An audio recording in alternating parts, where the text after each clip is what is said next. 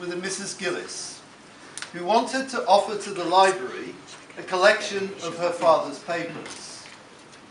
My heart sank. But then the penny dropped when I realised that Mrs. Gillies is the daughter of Dr. Richard Asher.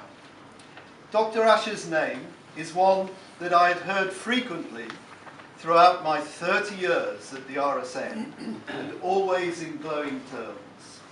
His devotees were always eager to share their admiration and to emphasise how much they had learned from him. This regard remains undiminished, and since this exhibition opened, I have heard several visitors describe Richard Asher as their hero. My heart sank because our acquisitions policy is such that we do not ordinarily accept the private papers and collections of individuals. But this is no ordinary collection. The Asher collection has allowed us to set the bar very high indeed.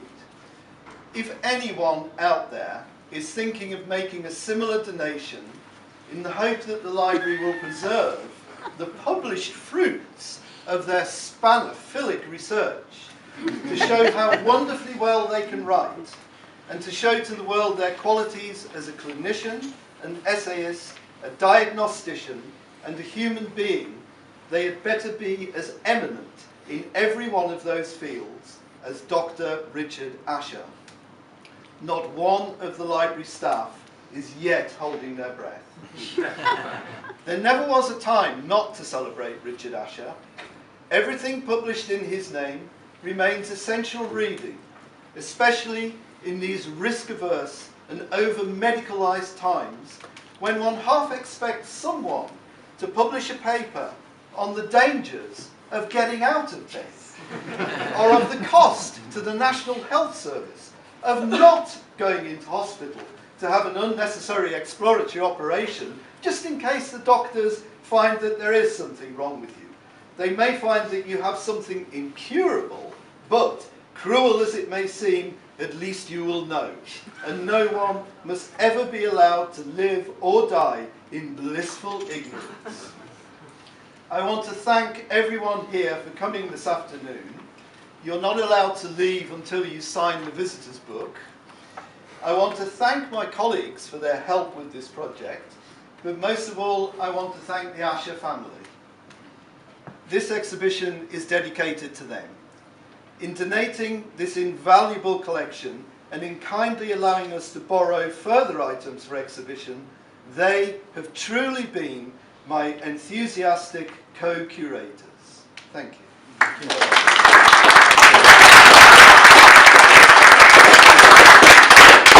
I thought I'd just say a few words about the Society and the library, which you're now standing. After all, Dr. Richard Asher himself was a fellow of this institution for many years. He in fact became the president of our clinical section in 1964. The Society was originally formed in 1805 as the Medical and Chirurgical Society, and it became the Royal Society of Medicine in 1907. We're a medical education charity, and we're here to support the continuing professional development of doctors and other allied healthcare professionals. And we do that by putting on a series of meetings and academic events throughout the year, and the library is here to support that endeavour. We also help members with their individual research, and we also support medical research in its broader context by having a corporate membership scheme that allows institutions such as NICE, Public Health England, and other NHS organisations and universities across the country to access the specialist collections that we hold here within our library. We have over 600,000 physical volumes, and we have 3,500 electronic journals, over 1,000 ebooks, and a number of medical databases which the members can access remotely from anywhere in the world. The oldest book we hold in the collection dates back to 1474, and I don't know if you know, but the first book to be published in English was actually in 1473. In fact, the printing press only came to England in 1476. And I don't know you, but I find it quite remarkable how far the English language and culture has spread in just that 541 years. Anyway, to maintain the collections, we have devised a Friends of the Library scheme, and I have strategically placed information regarding around the library. So if you're struggling at this time of year to think about what perfect Christmas present or what could be more appropriate, anyway, I'll leave that thought with you. The Friends of the Library is open to everybody, as are the exhibitions we put on here at the RSM. So, and this exhibition will run into January. So when you go away today, please go and tell your friends and do bring them to come and see it. I'd like to finish, if I may, by sharing with you my favourite Dr. Richard Asher quote. And it's probably my favourite because I do actually have a 19-year-old son myself. And it is this: there is no teenage problem, just a middle-aged problem of how to stop middle-aged people from thinking there was a teenage problem. And I think with that purpose, I'd like to hand over to his daughter, Jane Asher, to say a few words.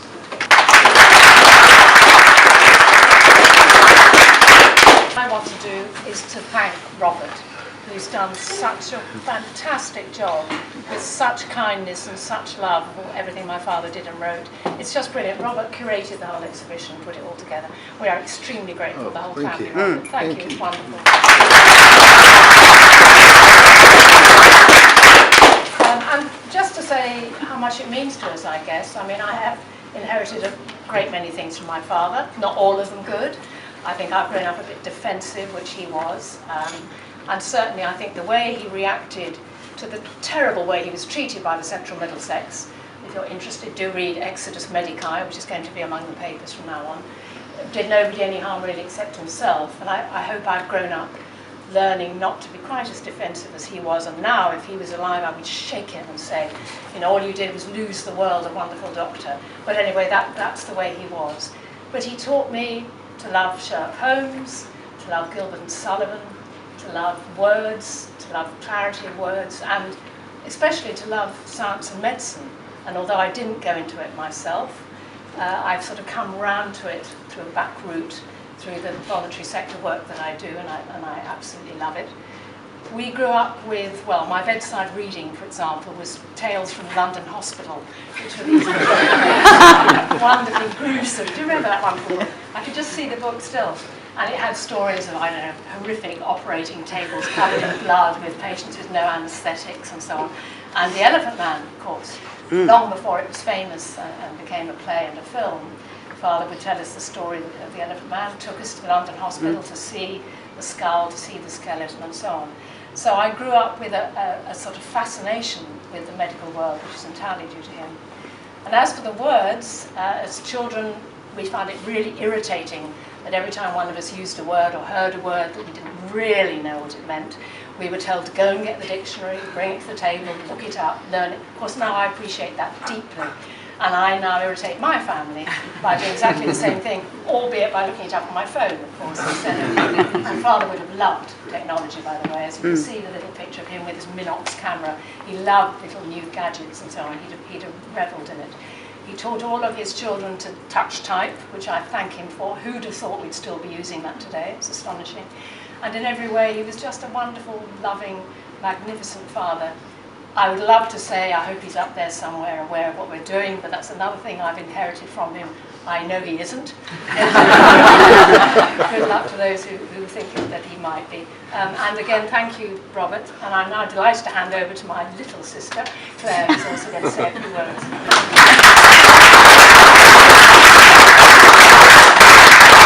I have two jobs, really. The main one is just to read a very short paragraph that Peter, our brother, has written as he was meant to be here but isn't here.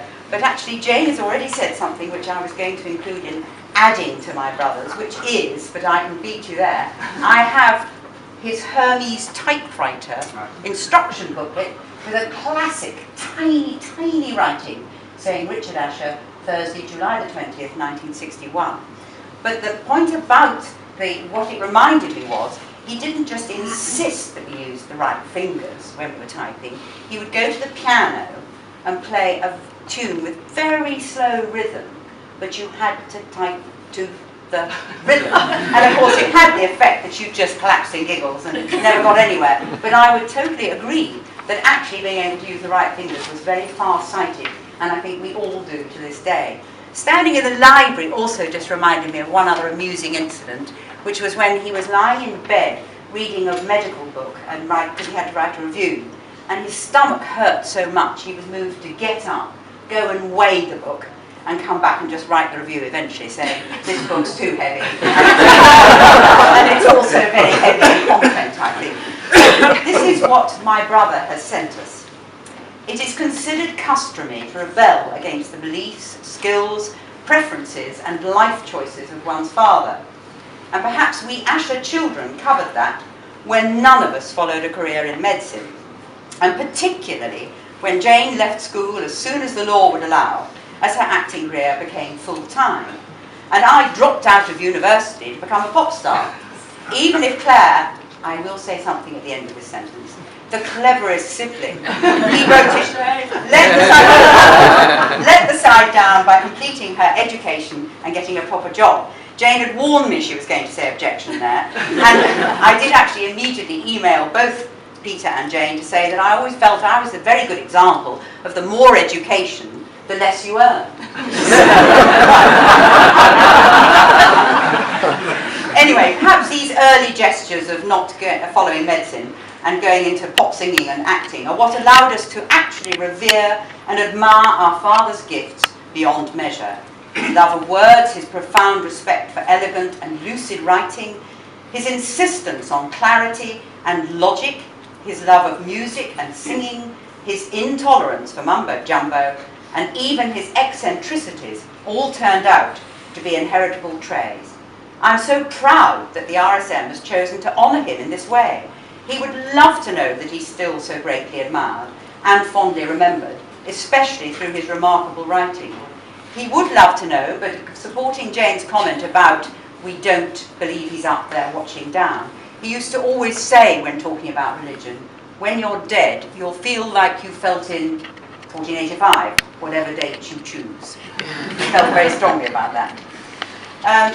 He's very fondly remembered, and especially through his remarkable writing. I'm sorry not to be with you in person for this occasion. I am delayed by work and coming in a week. And I'm even sorrier that our dear mother could not be here with us to tolerate and celebrate his eccentricities one more time. And I leave you with just one other reflection on how exciting it was when our parents bought a whole house in Wimpole Street, number 57, for £7,000. I can't remember what the stamp duty was at that time. And we moved in and absolutely adored living in the house. And many, many doctors said to us, because Elizabeth Barrett lived at number 50, and there before she eloped with Robert Barrett Browning, and the comment was always, well, you're not the Barretts of Wimpole Street, but you certainly are the Carrots.